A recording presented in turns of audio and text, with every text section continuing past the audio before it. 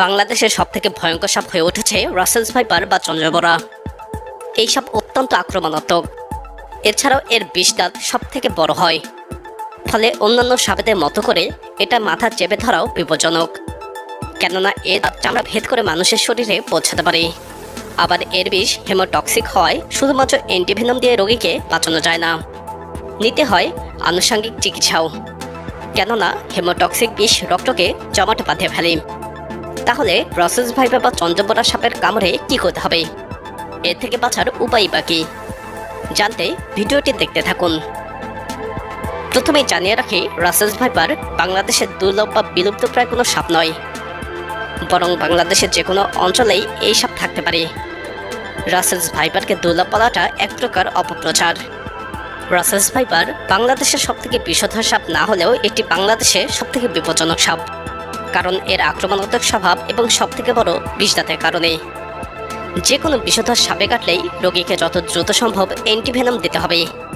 তাই রাসেলস ভাইপারে কাটা রোগীকে দ্রুতই হাসপাতালে ভর্তি করে অ্যান্টিভেনম দিতে হবে, সম্ভব হলে 100 মিনিটের মধ্যেই।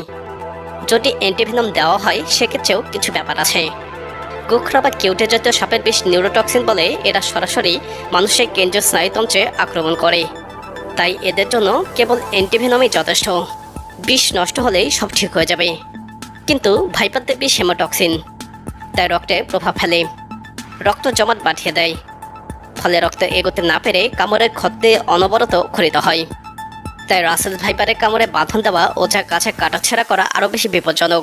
যদিও অন্য যে কোনো বিষধর সাপের ক্ষেত্রেও বেঁধে কাটাকুটি করে দেওয়ায় লাভ হয় না, কিন্তু রাসেলস ভাইপারের ক্ষেত্রে এমন করলে রোগী নারকীয় যন্ত্রণা ভোগ করে মারা যাবে।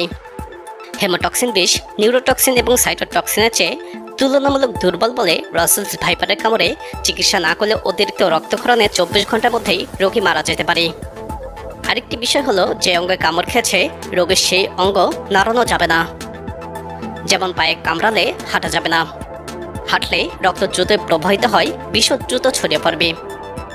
হেমোটক্সিন যেহেতু রক্তে প্রভাব ফেলে, তাই যেসব অঙ্গে রক্ত যায়, যেমন হৃৎপিণ্ড, ফুসফুস, যকৃৎ বা কলিজা এবং কিডনি ইত্যাদি আক্রান্ত হয়, এগুলো অ্যান্টিভেনম দিয়ে ঠিক করতে পারবে না। অ্যান্টিভেনমের কাজ শুধুমাত্রই বিষকে নষ্ট করা। তাই রাসেলস ভাইপারের ক্ষেত্রে শুধু অ্যান্টিভেনম দিয়ে ছেড়ে দিলে অঙ্গ নষ্ট হয়ে পরে মৃত্যু হয়, এর জন্য পরবর্তীকালীন চিকিৎসা করাতে হয়। সুতরাং রাসেলস ভাইপারের কাটা রোগীকে অবশ্যই চিকিৎসকের কথা মতোই চলতে হবে। রোগীর অবস্থা বিবেচনা করে এই চিকিৎসা 2 বছর পর্যন্ত দীর্ঘ হতে পারে। বাংলাদেশের সমস্ত বিষধর সাপের জন্য একটাই কার্যকরী অ্যান্টিভেনম ব্যবহার করা হয়, এর নাম পলিভ্যালেন্ট অ্যান্টিভেনম। এমনভাবে এটি বানানো যে সব রকমের বিষের বিরুদ্ধে এটি কাজ করে, তাই কামড় খেলে হাসপাতালে সাপ ধরে নিয়ে যাওয়ার দরকার নেই। তবে যেহেতু রাসেলস ভাইপার কাটলে অ্যান্টিভেনম ছাড়াও অন্যান্য চিকিৎসার প্রয়োজন হয়, তাই সাপের নাম জানলে চিকিৎসা দিতে দ্রুতই সুবিধা হয়। সাপ ধরে নিতে গিয়ে কোনোভাবে যেন সাপের বিষ দাঁত সুস্থ মানুষকেও আক্রান্ত না করে সেদিকে লক্ষ্য রাখতে হবে। মৃত সাপের দাঁতেও বিষ থাকে। সাপ ধরে নিয়ে ডাক্তারের কাছে গেলে সময় নষ্ট হয় এবং রোগী নিজে সাপ ধরতে গেলে যে অঙ্গে কামড়েছে সেটি নাড়াচড়া করবে এবং বিষও দ্রুত ছড়াবে। আমাদের দেশে অনেকে ভয়ঙ্কর ভুল করে অজগর ভেবে রাসেলস ভাইপার ধরে। প্রিয় দর্শক, সচেতনতার জন্য ভিডিওটি আপনার বন্ধু এবং পরিবারের সদস্যদের সাথেও শেয়ার করুন।